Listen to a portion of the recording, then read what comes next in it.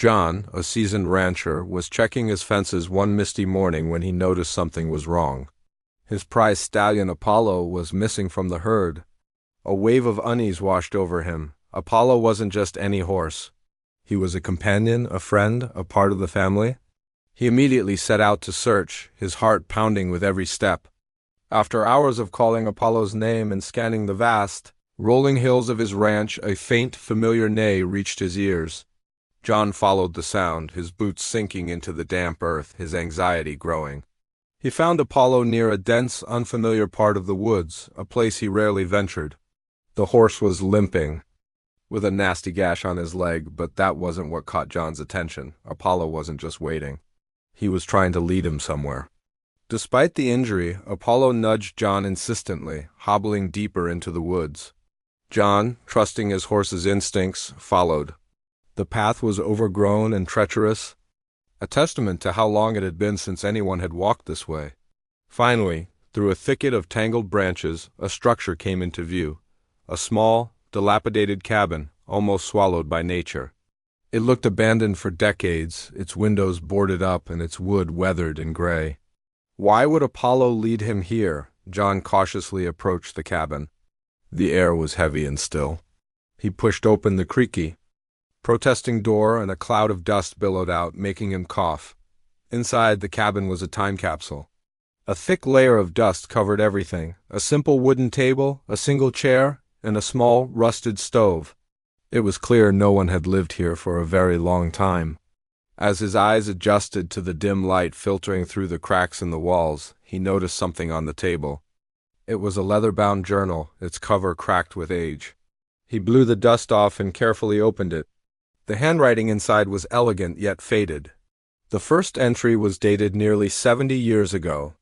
The journal belonged to a man named Arthur, a former rancher who had owned this land long before John's family. Flipping through the pages, John was pulled into Arthur's world. He wrote of his love for the land, the challenges of ranching, and the deep solitude of his life. But one recurring theme captured John's heart: Arthur's profound bond with his own horse, a mare named Starlight. He described her as his only true friend, a creature with a spirit as wild and beautiful as the land itself. The entries grew more somber over time.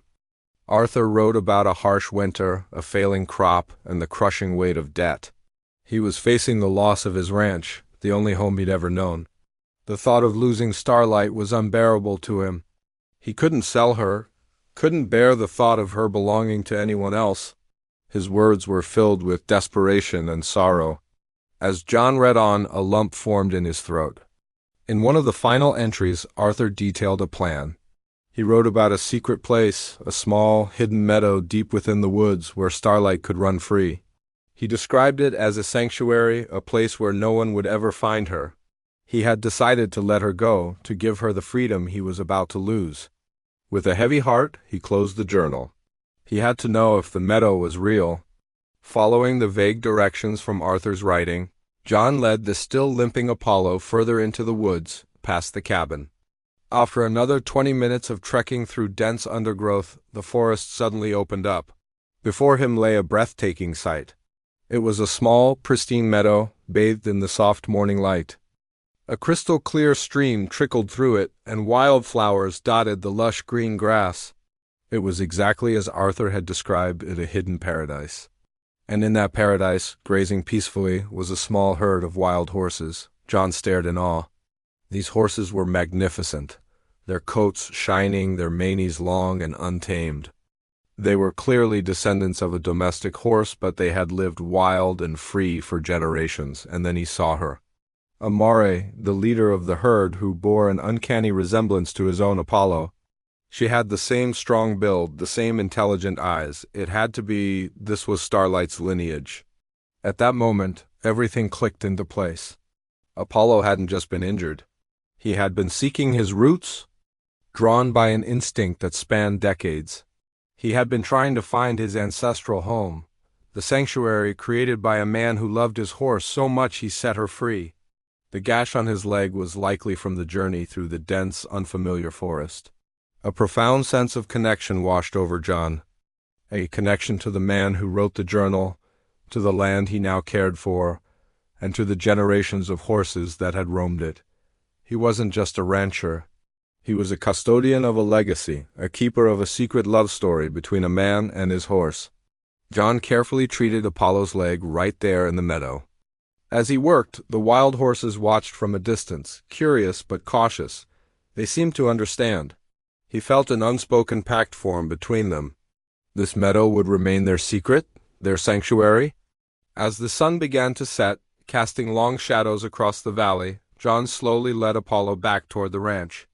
The horse, though still in pain, seemed content, his spirit settled. John looked back one last time at the entrance to the hidden meadow, a silent promise on his lips. From that day on, John viewed his ranch differently. It wasn't just land and livestock. It was a tapestry of stories, a place where the past and present were woven together. He often visited the edge of the woods, leaving out apples and hay, a small tribute to Arthur and Starlight. Sometimes he'd catch a glimpse of the wild horses, a beautiful reminder of the enduring bond between humans and animals. Apollo's injury healed, but the adventure had changed him.